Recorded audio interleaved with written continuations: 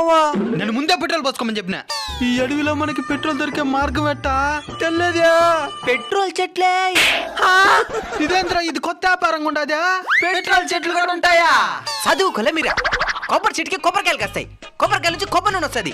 అదేవిధంగా పెట్రోల్ చెట్టుకి పెట్రోల్ కాయలు కాస్తాయి, పెట్రోల్ కాయల నుంచి పెట్రోల్ వస్తుంది. మరైతే నువ్వు కాయలు అమ్ముకుంటూ ఒకేసారి చెట్లు అమ్మేస్తున్నావా?